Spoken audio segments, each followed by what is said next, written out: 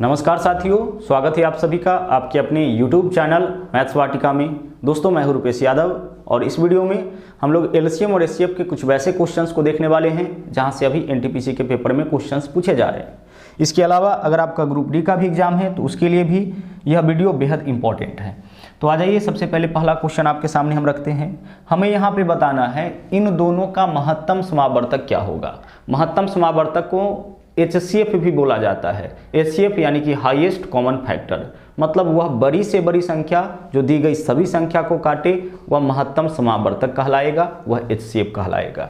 ठीक है, तो हमें बताना है इस दोनों को काटने वाली सबसे बड़ी संख्या, इस दोनों का महत्तम यानी कि इस दोनों को काटने वाली सबसे बड़ी संख्या। तो बेसिक मेथड से अगर इसको हम बनाने के लिए जाएंगे तो बहुत ज़्यादा वक्त लग जाएगा। तो हमें क्या करना है, हमें इस दोनों का अंतर निकालना है। अंतर कैसे निकालेंगे, तो जो बड़ा वाला संख्या होगा उसमें से छोटा वाला को माइनस कर लीजिए। तो 2200 क्या है आपका संख्या, 2616 है। तो 2616 एक संख्या है आपका, इसमें से 2289 को आप माइनस करिए। माइनस करके देखिए वैल्यू क्या आता है। 16 में से 9 माइनस करेंगे 7 हो जाएगा, 10 में से 8 माइनस करेंगे 2 हो जाएगा, 25 में से 22 माइनस करेंगे 3 हो जाएगा, 327 आ गया। अब देखिए इस दोनों का अंतर कितना आ गया, 327। अब ट्रिक देखिए क्या है, इसके अंतर को काटने वाला, इस दोनों के अंतर को काटने वाला जो सबसे बड़ा संख्या होगा वही इस दोनों का मौसा होगा। तो इस दोनों का अंतर 327, आप ऑप्शन से चुनो कि 327 को काटने वाला सबसे बड़ा संख्या कौन होगा। तो ऑप्शन में 327 मौजूद है तो हमारा आंसर 327 होगा। अगर ऑप्शन में 327 नहीं होता तो फिर हम ऐसे संख्या को चुनते जो 327 को काटेगा। अब आगे देखते हैं, अगला क्वेश्चन बिल्कुल सेम टाइप का ही लेते हैं। देखिए हमें बताना है इस दोनों का महत्तम समावर्तक क्या होगा। तो हम क्या करेंगे, इस दोनों का डिफरेंस देखेंगे। तो डिफरेंस देखिए 3341 में से 3328 को माइनस करिए। तो 11 में से 8 माइनस करिएगा तो कितना होगा, 3 हो जाएगा। अब आपका बचा 3 में से 2 माइनस करिएगा कितना हो जाएगा, 13 हो जाएगा। 33 में से 33 माइनस करेंगे 0। तो इस दोनों का अंतर कितना का आया, 13 का आया। तो इसको काटने वाला जो सबसे बड़ा संख्या होगा वही इस दोनों का महत्तम समावर्तक होगा। तो 13 को काटने वाला सबसे बड़ा संख्या कौन सा है, विकल्प बी है। तो हमारा आंसर विकल्प बी यानी कि 13 हो जाएगा। तो इस तरीके से इस प्रकार जो संख्या दिया जाएगा उसका आपको मौसा निकालना है। अब बढ़ते हैं हम लोग आगे, बात करते हैं तीसरे क्वेश्चन का। देखिए यहाँ पे क्या क्वेश्चन दिया गया है, बोला है दो संख्याओं में 8:9 का अनुपात है। ठीक है, दो ऐसी संख्या है जिसमें 8:9 का अनुपात है।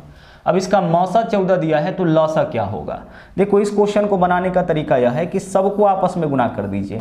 8:9 के अनुपात में है तो 8 गुना 9 और गुना मौसा, सबको आपस में गुना कर दीजिए। जो वैल्यू आ जाएगा वही इसका एलसीएम हो जाएगा।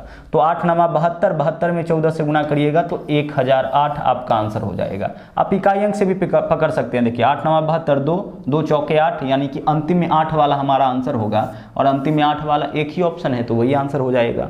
क्या करना है आपको, सबको आपस में गुना कर देना है। दो संख्या में अगर अनुपात दिया जाए और साथ में उसका एचसीएफ दिया जाए और तब आपसे एलसीएम पूछे तो सबको आप आपस में गुना कर दीजिए, आपका आंसर आ जाएगा। अगर आप इसको बेसिक से भी सोल्व करना चाहते हैं तो आप कर सकते हैं इस तरीके से। जैसे दो संख्याओं में देखिए क्या रेशियो दे रखा है, 8:9 का। ठीक है, 8:9 का अनुपात दे रखा है। अब आगे देखिए अनुपात के अलावा क्या दे रखा है, मौसा यानी कि एचसीएफ। तो अनुपात के अलावा जो देगा आप वही निकालिए अनुपातिक संख्या का। तो 8 और 9 का एचसीएफ क्या होगा, है ना। 8 और 9 का अगर आपसे मौसा पूछा जाए तो क्या मौसा इसका होगा, मौसा वह बड़ी से बड़ी संख्या होती है जो दी गई सभी संख्या को काटती है। तो आप बताओ एक ऐसा संख्या सोचो जो 8 को भी काटे और 9 को भी काटे। तो ऐसा तो कोई संख्या नहीं है जो इस दोनों को काटेगा। इसका मतलब है कि इसका एचसीएफ क्या हो जाएगा, 1 हो जाएगा। इस दोनों को काटने वाली संख्या एकमात्र है, वह कौन है, 1। तो इस दोनों का मौसा 1 हो जाएगा। अब यह जो मौसा आप निकाले हैं अनुपात में निकाले हैं तो अनुपात 1, अनुपात में इन दोनों संख्या का मौसा अनुपात 1, जबकि रियल मौसा कितना दे रखा है, 14। तो अनुपात 1 का वैल्यू हो गया आपका 14। अब अनुपात 1 का वैल्यू 14 हो गया तो हमें बताना है इस दोनों का लौसा। क्या बताना है, इस दोनों का लौसा यानी कि लघुत्तम समावर्तक। तो लघुत्तम कैसे निकालिएगा, 8 और 9 का लघुत्तम 8 9 72 होगा। 8 और 9 का इसी तरीके से एलसीएम निकालिएगा ना। देखो इसको काटने वाला तो किसी से नहीं लगेगा, मतलब इस दोनों का जो गुणनफल होगा वही एलसीएम हो जाएगा। तो 72, और यह जो एलसीएम 72 आया अनुपात में, और अनुपात 1 का वैल्यू आपने कितना निकाल रखा है 14, तो 72 का वैल्यू 72 गुणे 14 यानी कितना हो जाएगा आपका 1008 हो जाएगा। तो इस तरीके से भी आप क्वेश्चन को सोल्व कर सकते हैं। लेकिन हमने आपको क्या बताया कि जब भी दो संख्याओं में अनुपात दे और उसका मौसा दे और आपसे लसा पूछे, तो इन सबको, जो भी संख्या आपको दिख रहा है सबको आपस में गुना कर लीजिए, वही आपका आंसर हो जाएगा 8 नमा 72 गुणे 14 यानी कि 1008। ठीक है, चलिए बढ़ते हैं अब हम लोग अगले क्वेश्चन में। यहाँ पे देखिए क्या दे रखा है, बोला है दो संख्याओं में 2:3 का अनुपात। ठीक है, दो संख्याओं में 2:3 का अनुपात है। ओके, चलिए देख लेते हैं। अब इसके अलावा क्या दिया है, इसके अलावा बोला है उनका लसा 72 है, लसा यानी कि एलसीएम 72, एलसीएम 72 दिया है। तो आप ऐसा करो ना, इस दोनों का एलसीएम ही निकालो, एलसीएम यानी कि लसा ही निकालो। तो 2 और 3 का लघुत्तम समावर्तक क्या होगा सर 6 हो जाएगा, और यह लसा आपने अनुपात में निकाला है तो अनुपात 6 लिखिए। 2 और 3 का लघुत्तम निकालना होगा तो 2 और 3 में किसी भी संख्या से भाग नहीं लगेगा, तो दोनों का जो गुणनफल होगा वही एलसीएम हो जाएगा, लघुत्तम हो जाएगा। तो लसा इसका 6 हो गया। अब यह लसा 6 जो है यह आपका अनुपातिक लसा है। ठीक है, वास्तविक लसा कितना है 72, जो देगा वही निकालेंगे, तभी तो इसको आप बराबर कर पाइएगा। तो अनुपात 6 का वैल्यू 72, तो 1 का वैल्यू कितना हो जाएगा 12। 6 से अगर आप इसको काटिएगा तो 12 6 के 72 हो जाएगा ना। तो अनुपात 6 बराबर 72, तो अनुपात 1 का वैल्यू 12, 12 6 के 72। अब क्या निकालना है उन संख्याओं का मौसा। तो अब आप मौसा निकाल लीजिए, क्या निकालना है मौसा। तो मौसा आप इन दोनों संख्या का निकालिए। तो 2 और 1 का मौसा बताइए क्या होगा, 1 ही होगा ना। इन दोनों को काटने वाली कौन सी संख्या है, तो इन दोनों को काटने वाली सबसे बड़ी संख्या तो 1 ही है, तो इन दोनों का मौसा 1। अब यह जो मौसा आया है अनुपात में आया है, अनुपातिक संख्या का ही आपने मौसा निकाला, अनुपात 1, और अनुपात 1 का वैल्यू कितना 12, यानी कि इसका मौसा क्या हो जाएगा आपका 12। तो हमारा आंसर 12 हो जाएगा। अब देखिए जब आपको सोल्व करना पड़े क्वेश्चन को, तो हमें देखिए कितना काम करना है, गौर से देखिए हमें क्या काम करना है। बोला है कि लसा 72, तो जो दिया गया है उसको ऊपर लिखिए, लसा कितना है 72, इसको ऊपर लिखिए। अब आगे आप देखिए कि संख्याओं में 2:3 का अनुपात है, तो अनुपात में लसा क्या होगा 6, तो जो अनुपातिक लसा है उससे भाग कर लीजिए। रियल लसा में अनुपातिक लसा से भाग करिए। दोनों संख्या 2:3 के अनुपात में है, तो इन दोनों का लघुत्तम समावर्तक 2 और 3 का लसा क्या हो जाएगा 6 हो जाएगा, एलसीएम तो 6 ही होगा। तो अनुपात में एलसीएम 6, रियल एलसीएम 72, तो रियल एलसीएम ऊपर, अनुपातिक एलसीएम नीचे, इससे अनुपात 1 का वैल्यू निकलेगा।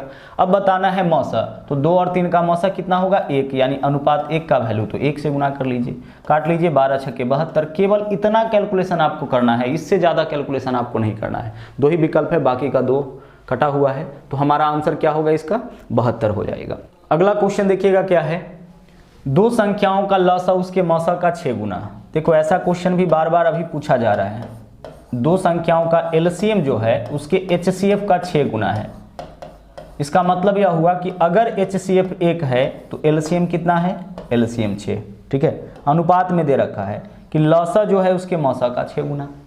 अब क्वेश्चन में आगे चलिए। अब आगे क्वेश्चन में क्या बोला है, बोला है कि उनमें से एक संख्या 45, जिन दो संख्याओं के लसा मौसा का 6 गुना है ना, उनमें से एक संख्या 45 है। बहुत ही बेहतरीन क्वेश्चन है। और बोला है कि लसा और मौसा का योग 315। 315 क्या है, लसा और मौसा का योग। यहाँ तो हम यहाँ जो डाटा हम लोग डाले हैं 1 और 6, वह किसके आधार पर, बोला था कि लसा यानी कि एलसीएम एचसीएफ का 6 गुना, मतलब एचसीएफ 1 तो एलसीएम 6, 2 गुना 3 गुना 4 गुना 6 गुना, इस तरीके से अगर डाटा दिया जाए तो उसको आप अनुपात में दर्शा लीजिएगा, ज़्यादा अच्छा रहता है। ठीक है, अब क्या बोला है, अब इस अनुपात को अनुपातिक वैल्यू निकालने के लिए, यानी कि एलसीएम और एचसीएफ निकालने के लिए हमें देखना पड़ेगा कि एलसीएम एचसीएफ में क्या संबंध दे रखा है। तो बोला है लसा और मौसा का योग 315। तो यहाँ देखो तो लसा मौसा का योग क्या है 7 को 315 बनाना है, कितना से गुना करेंगे 45 से। आप बोलोगे कि सर 7 को 315 क्यों बनाए हम, तो 7 को 315 इसलिए बनाएंगे क्योंकि लसा और मौसा का योग वास्तव में 315 है, हमारे यहाँ तो 7 ही आ रहा है, जबकि वास्तव में 315 है, तो 7 को 315 बनाना पड़ेगा। तो 7 को 315 बनाने के लिए कितना से गुना, तो 315 बट्टा 7, 7 चौके 28, 7 पंचे 35, 45 से गुना, यानी 7 में 45 से गुना करेंगे तो 315 हो जाएगा, लस और मौसा के योग के बराबर। अब 45 से 6 में गुना करिएगा तो 45 छक्के कितना 270 हो जाएगा, और 45 में 1 से गुना करिएगा कितना हो जाएगा 45 हो जाएगा। तो आपके पास देखिए 2 चीज़ आ गया, क्या आ गया है, एलसीएम भी पता लग गया है वास्तविक, और एचसीएफ भी पता लग गया है।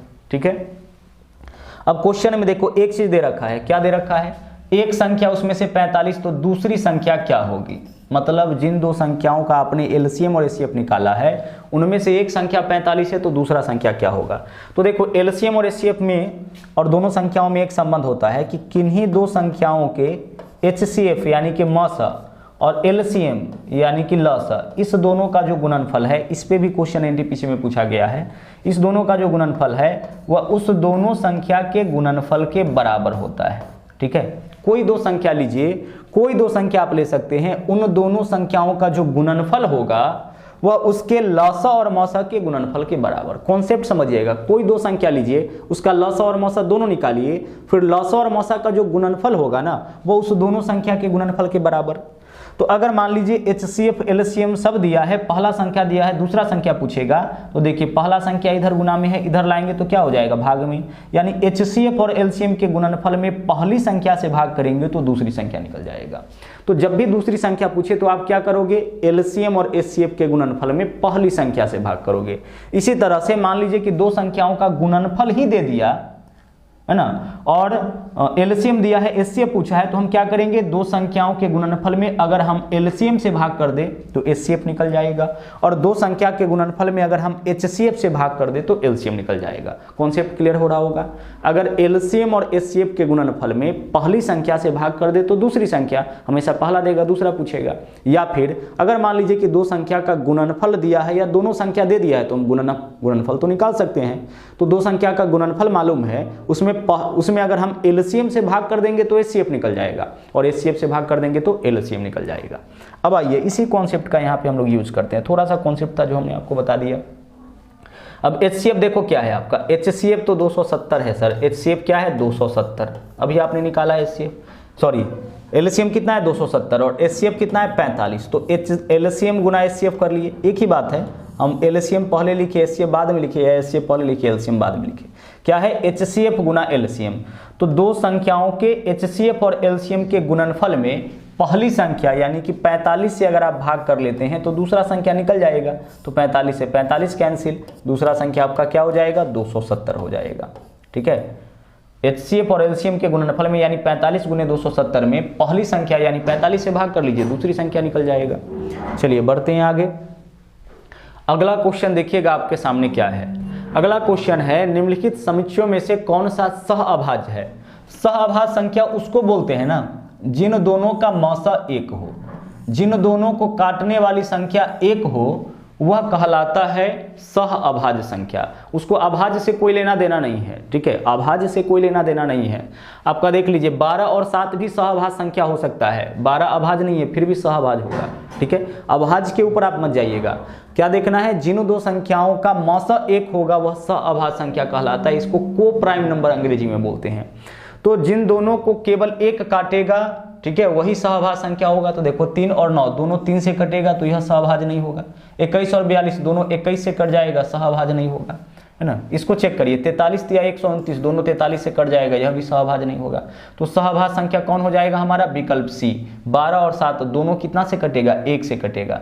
12 और 7 का जो कॉमन फैक्टर होगा, दोनों को काटने वाली जो संख्या होगी वह क्या होगा, 1 होगा। 1 के अलावा और यह किसी से नहीं कटेगा, तो यह दोनों परस्पर सहअभाज्य संख्या होगा। ठीक है, चलिए अब देखते हैं अगला क्वेश्चन। यदि 63, 87 और 123 को किसी संख्या से विभाजित किया जाता है तो प्रत्येक दशा में समान शेष बचता है। ठीक है, तो वह बड़ा से बड़ा संभव भाजक क्या है। हमें वह बड़ा से बड़ा भाजक यानी बड़ा से बड़ा संख्या बताना है जिससे 63, 87 और 123 को भाग करने पर समान शेष बचे, इक्वल रिमाइंडर बचे। तो हम इसको दो तरीके से बनाएंगे। सबसे पहले तो हम ऑप्शन की हेल्प से बनाते हैं।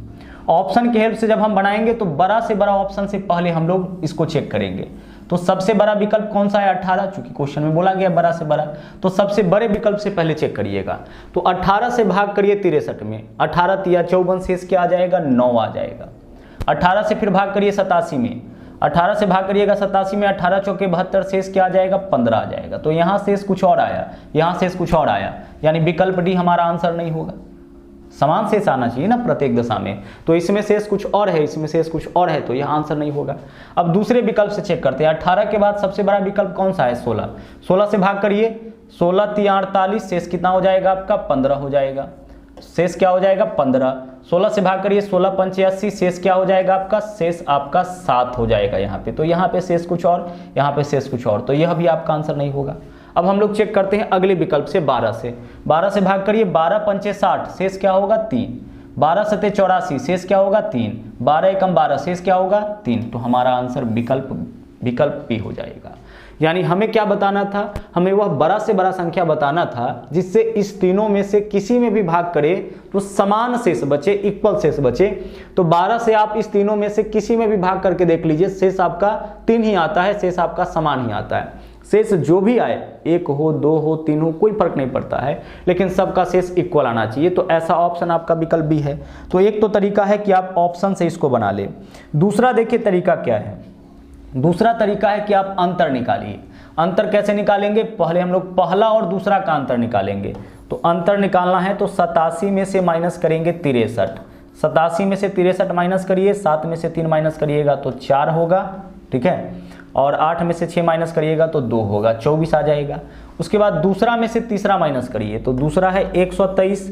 123 में से क्या माइनस करेंगे हम, 87 करिए माइनस, कितना आता है 13 में से 7 माइनस करेंगे तो 6, और 11 में से 8 माइनस करेंगे तो 3, 36 होगा। अब तीसरा में से पहला को माइनस करिए, तो तीसरा क्या है आपका 123। 123 में से आप माइनस करिए 63। 123 में से 63 माइनस करिएगा, कितना हो जाएगा 60 हो जाएगा, ठीक है। यह अंतर कैसे निकालना है, समान शेष वाले में इस तरीके से निकालना है, a माइनस बी, फिर b माइनस सी, फिर c माइनस a। अगर 3 संख्या a b c है तो अंतर हम लोग ऐसे निकालेंगे, a माइनस बी, फिर b माइनस सी, फिर c माइनस a। लेकिन ध्यान रखिएगा कि बड़का में से छोटका घटाइएगा, अंतर निकालना है इस वजह से।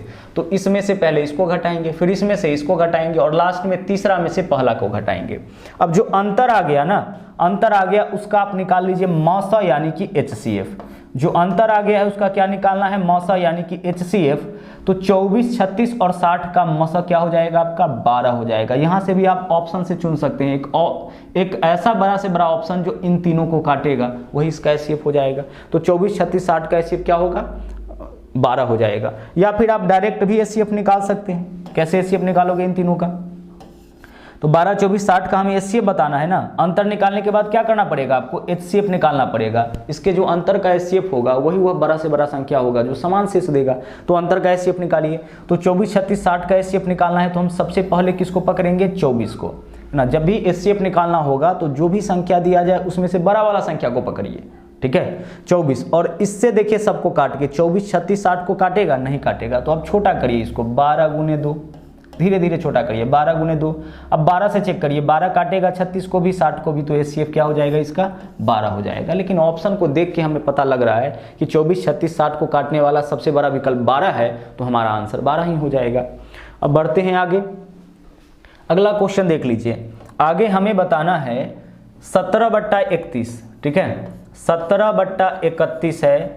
इसके अलावा है 34/62, 34 क्या है आपका 62 है, ठीक है। इसके अलावा 48/93 है, 48/93। इसका क्या निकालना है, इसका निकालना है हमें लौसा, इसका निकालना है LCM। अब देखो यहाँ पे क्वेश्चन आपका भिन्न के रूप में है तो आंसर भी भिन्न के रूप में होगा। जब क्वेश्चन भिन्न के रूप में है तो आंसर भी किस रूप में होगा, भिन्न के रूप में।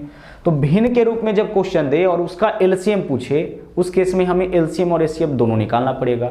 अगर HCF भी पूछेगा फिर भी हमें दोनों निकालना पड़ेगा। दोनों कैसे निकालेंगे, तो अगर LCM बोलेगा ना तो ऊपर वाले संख्या का आप LCM निकाल दीजिएगा, सभी के अंश का आप निकाल दीजिएगा LCM।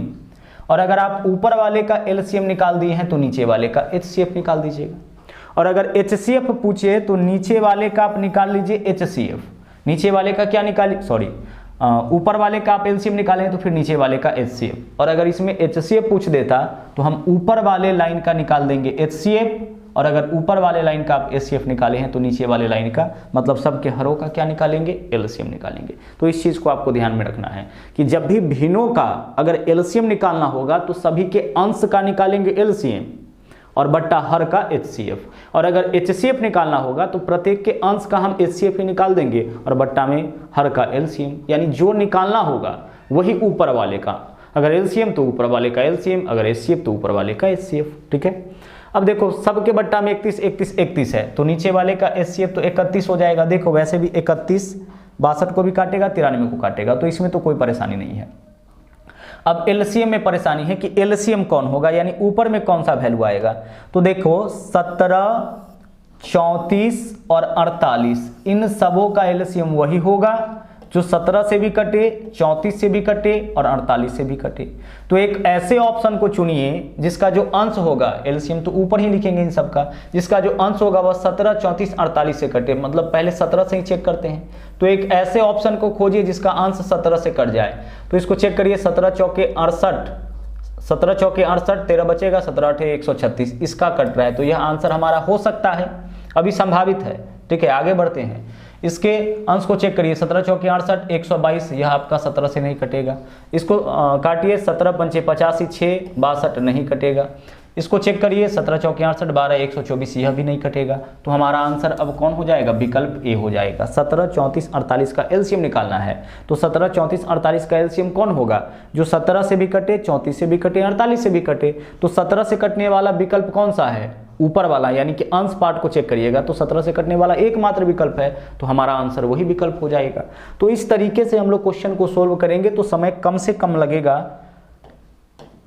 आगे देखिए अगला क्वेश्चन क्या है, वह छोटी से छोटी संख्या क्या होगी जिसमें से 5 घटाने पर, ध्यान रहे, जिसमें से 5 घटाने पर, यानी कि 5 अगर इसमें से घटा दिया जाए तब वह 36, 48, 21 और 28 से पूरा तरह से कट जाए।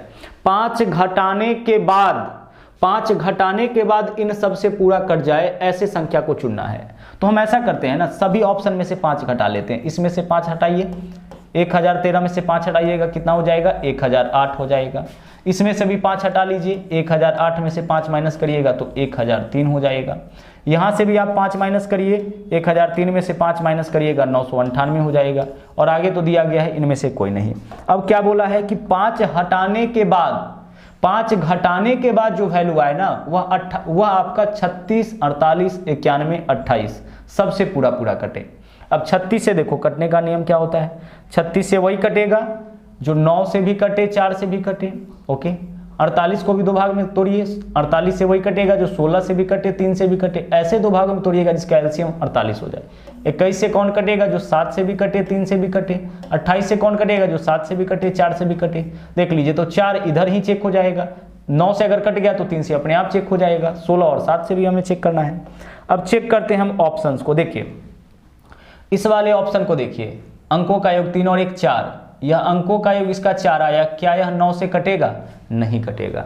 और वैसे भी विषम संख्या है तो आपका 9 से नहीं कटेगा, मतलब इसमें से 5 घटाने पर यह आपका 9 से नहीं कटा, 9 से नहीं कटा मतलब 36 से भी नहीं कटेगा, तो नहीं कटने वाला ऑप्शन को हटा लीजिए। इसको चेक करिए, 9 9 18, 8 26, यह भी आपका 9 से नहीं कटा, तो 9 से नहीं कटा तो 36 से भी नहीं कटेगा। अब एकमात्र विकल्प जो बचा है वही आपका आंसर हो जाएगा। क्या आंसर होगा आपका, 1008, लेकिन एक विकल्प इनमें से कोई नहीं है, तो आप चेक कर लीजिए। देखिए 8 और 1 9, 9 से कट रहा है, 4 अंतिम 2 अंक 4 से कट रहा है तो 4 से कटेगा, 16 16 6 96, 16 3 48, 16 से भी कट गया, 3 से तो चेक हो ही चुका है, 7 से चेक करिए, 14 7 98 2 और 7 चौके 28, 7 से भी कट गया, मतलब विकल्प ए हमारा आंसर हो जाएगा।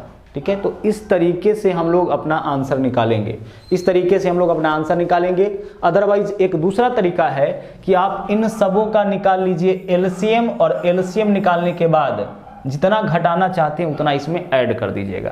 ठीक है, सबका एलसीएम निकाल लीजिए और एलसीएम निकालने के बाद जितना घटाना आप चाह रहे उतना ऊपर से इसमें ऐड कर दीजिएगा, आपका आंसर निकल जाएगा। यानी एलसीएम प्लस क्या करेंगे हम, एलसीएम प्लस 5 करेंगे, हमारा आंसर आ जाएगा। एलसीएम मतलब 36 48 21 28 का जो भी एलसीएम होगा उसमें हम ऐड कर देंगे 5, तो इसका एलसीएम हो जाएगा 1008, 5 ऐड करेंगे 1013, हमारा आंसर हो जाएगा। अब बढ़ते हैं आगे।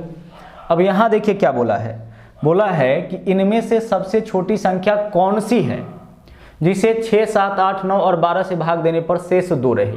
ठीक है, देखो कौन कौन संख्या से भाग देने के बोला है, 6 7 8 9 12 से भाग देने पर शेष क्या रहे, 2 रहे। तो आंसर हमारा क्या होगा, इन सबों का लस प्लस 2, इन सबों का एलसीएम प्लस 2, यही हमारा आंसर हो जाएगा। ठीक है, क्योंकि 6, 7, 8, 9, 12 सबसे कटने वाला संख्या कौन होगा, इन सब का एलसीएम, और हमें शेष 2 चाहिए, तो एलसीएम में जो भी शेष आपको चाहिए उसको आप अलग से ऐड कर दीजिए। तो एक तो यह तरीका हो गया। लेकिन हम लोग का मेथड देखिए क्या होगा, भाग देने पर शेष कितना आना चाहिए, 2। तो हम इसमें से खोजेंगे कि 6, 7, 8, 9 में से सबसे आसान किससे भाग देना है, तो 9 से भाग देना सबसे आसान है हमारे लिए। वैसे तो 6, 7, 8, 9, 12 से भाग करने पर शेष 2 बचे, हमें ऐसे ऑप्शन को खोजना है। लेकिन इन पांचों में सबसे ज्यादा आसान 9 से भाग देना है या 9 का शेष निकालना है, क्योंकि 9 का शेष वही होता है, किसी भी संख्या के अंकों के योग में भाग करने पर जो शेष आता है, अंकों के योग में 9 से भाग करने पर जो शेष आता है, पूरा में भी 9 से भाग करिएगा तो वही शेष आएगा। तो इस वजह से पहले हम 9 से चेक करते हैं। तो इसको चेक करिए, 7, 5, 12, 6, 18, यह तो 9 से पूरा कट जाएगा, 9 से भाग करने पर शेष 2 आना चाहिए, हटाइए इसको। आगे 7, 5, 12, 4, 16, 16 में 9 से भाग करेंगे शेष 7 आ जाएगा, हटाइए इसको, शेष 2 आना चाहिए। यहाँ पे देखिए 5, 4, 9, यह तो 9 से कट जाएगा, यह भी आंसर नहीं होगा, तो जो एकमात्र विकल्प बचा वही हमारा आंसर हो जाएगा। तो हम इसको बनाए हैं ऑप्शन एलिमिनेशन मेथड से, जो गलत ऑप्शन है उसको हटा दिए। अब अगर मान लीजिए कि 9 से कोई दो ऑप्शन ऐसा आता जिसमें 9 से भाग करने पर शेष 2 आ जाता, तो फिर हम आगे कोई दूसरा संख्या उठा लेते, 6 उठा लेते, 12 उठा लेते, कोई भी उठा लेते, फिर उससे भाग करके हम चेक कर लेते। ठीक है, तो इस मेथड से आप इस तरीके के क्वेश्चन को सोल्व करिएगा। अगला देखिए, यह भी एक बहुत महत्वपूर्ण क्वेश्चन है, और 7 तारीख को जो पेपर हुआ है उसमें इस तरह का क्वेश्चन आपका पूछा गया है। बोला 6 घंटियां एक साथ बजना शुरू करती है एवं 2, 4, 6, 8, 10, 12 सेकेंड के अंतराल पे बजती है। देखो बजने का अंतराल क्या है, 2, 4, 6, 8, 10 और 12, इतना सेकेंड के अंतराल पर। समय किस फॉर्म में दिया गया है, सेकेंड के अंतराल पर बजती है। तो 30 मिनट में कितना बार बजेगा, हमें क्या बताना है, 30 मिनट में कितना बार बजेगा। तो सबसे पहले हम यह निकालेंगे कि यह सब जो है यह इकट्ठा एक साथ कितना समय बाद बजेगा। देखिए बजने के अंतराल कहने का मतलब है कि पहला घंटी 2-2 सेकेंड के अंतराल पर अभी बजा है, फिर 2 सेकेंड, फिर 2 सेकेंड, फिर 2 सेकेंड, फिर 2 सेकेंड के अंतराल पर अपने आप बजेगा, यह ऑटोमेटिक सेट किया गया है। दूसरा 4-4 सेकेंड के अंतराल पे अभी बजा है तो फिर 4 सेकेंड बाद अपने आप बजेगा, फिर 4 सेकेंड बाद, फिर 4 सेकेंड बाद अपने आप बजेगा। उसी तरह से यह घड़ी जो है 12 सेकेंड के अंतराल पर खुद बज जाएगा, जैसे अभी बजा है तो फिर 12 सेकेंड बाद बजेगा, फिर 12 सेकेंड बाद बजेगा। तो हमें यह निकालना पड़ेगा सबसे पहले कि सभी एक साथ कितने समय के बाद बजेगा। तो कब एक साथ बजेगी, कब एक साथ जलेगी, कब एक साथ बुझेगी, ऐसा जब भी आपको निकालना पड़े तो जो भी समय दिया जाए उसका आप एलसीएम निकाल लीजिए। तो 2, 4, 6, 8, 10, 12 का एलसीएम क्या हो जाएगा, 120। लघुत्तम इसका निकालना 120, और सेकेंड के रूप में है तो सेकेंड 120 सेकेंड, यानी 120 सेकेंड में ना 120 सेकेंड बाद सभी जो घंटी है वह इकट्ठा एक साथ बजेगा। जो भी घंटी है सब इकट्ठा एक साथ कितना सेकंड के बाद, 120 सेकंड के बाद सबका एलसीएम निकाल दिए। मतलब अभी अगर एक बार बजा देना तो अब 120 सेकंड के बाद सब इकट्ठा बजेगा, फिर 120 सेकंड के बाद सब इकट्ठा बजेगा, फिर 120 सेकंड के बाद सब इकट्ठा बजेगा। तो 120 सेकंड का मतलब कितना मिनट हो जाएगा, 2 मिनट हो जाएगा। 120 सेकंड का मतलब कितना मिनट हो जाएगा, 2 मिनट। तो 2 मिनट में इकट्ठा एक साथ बजेगा। तो हमें यह बताना है कि 30 मिनट में कितना बार, तो 2 मिनट में एक बार, तो 30 मिनट में 30/2 कितना आएगा, 15। 30/2 कितना आएगा, 15 बार। और एक बार शुरू में हम लोग बजा के चले थे तो उसको हम लोग ऊपर से ऐड कर देंगे, यानी कुल मिला के कितना बार बजेगा, 16 बार बजेगा। यह एक ऊपर से ऐड करना नहीं भूलिएगा, जो स्टार्टिंग में हम लोग बजाते हैं उसको भी हम लोग काउंट कर लेते हैं। ठीक है, तो 2 मिनट में कितना बार बजेगा, 2 मिनट में एक बार बजता है। तो 30 मिनट में पूछा गया था कि इकट्ठा कितना बार, तो 2 मिनट में एक बार, तो 30 मिनट में 30/2 यानी कि 15 बार, और एक बार स्टार्टिंग में जो हम लोग बजा दिए थे तो 15 और 1 16 बार। ठीक है, तो हमारा आंसर क्या हो जाएगा, यहाँ पे 16 बार हो जाएगा।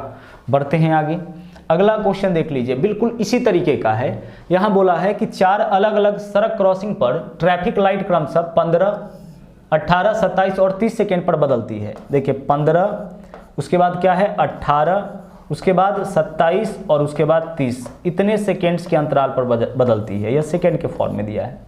बोला है कि 6:10 पर एक साथ बदली थी, तो अब वे कब एक साथ बदलेगी। तो कब एक साथ बदलेगी, कब एक साथ जलेगी, कब एक साथ बुझेगी, इन सब के लिए जो समय दिया जाए उसका एलसीएम निकालिए। तो 15, 18, 27, 30 का एलसीएम हो जाएगा आपका 270। 270 क्या होगा, यह सेकेंड के रूप में क्वेश्चन है तो सेकेंड, यानी 200 से 270 सेकेंड के बाद यह चारों एक साथ बदलेगा। अभी एक साथ अगर बदल देंगे ना तो 270 सेकेंड के बाद पुनः चारों एक साथ बदलेगा, फिर 270 सेकेंड के बाद पुनः चारों एक साथ बदलेगा। 270 सेकेंड को आप कन्वर्ट कर लीजिए मिनट के रूप में, तो 60 से इसमें कितना बार भाग जाएगा, 4 बार, 6 चौके 24, 240, तो 4 मिनट और शेष कितना बच जाएगा, 30, तो 4 मिनट 30 सेकेंड 270 सेकेंड के लिए लिख सकते हैं। 60 से भाग करिए ना, कितना बार भाग जाएगा, तो 6 चौके 24, 4 बार, 6 पंचे 30, 300 हो जाएगा, 4 बार तो 6 चौके 24, 4 मिनट निकलेगा, 30 सेकेंड निकलेगा, यानी 4 मिनट 30 सेकेंड। 270 सेकेंड का मतलब 4 मिनट 30 सेकेंड के बाद पुनः एक साथ बदलेगा। तो देखिए क्या बोला था कि 6:10 में एक बार बदल चुका है, 6:10 और 00 सेकेंड में एक बार बदल चुका है, तो पुनः कितना समय बाद बदलेगा, तो 4 मिनट और 30 सेकेंड बाद पुनः बदलेगा यह, ठीक है, 4 मिनट 30 सेकेंड बाद पुनः बदलेगा, यानी 6:10 और 4 14 मिनट और 30 सेकेंड पर चारों जो बत्ती है यातायात का क्रॉसिंग लाइट जो है वह एक साथ बदलेगा। कितने बजे, 6:14:30 में। आंसर हमारा क्या हो जाएगा, विकल्प ए हो जाएगा। तो यह कुछ बेहद इंपॉर्टेंट क्वेश्चन था एलसीएम टॉपिक से रिलेटेड, ठीक है।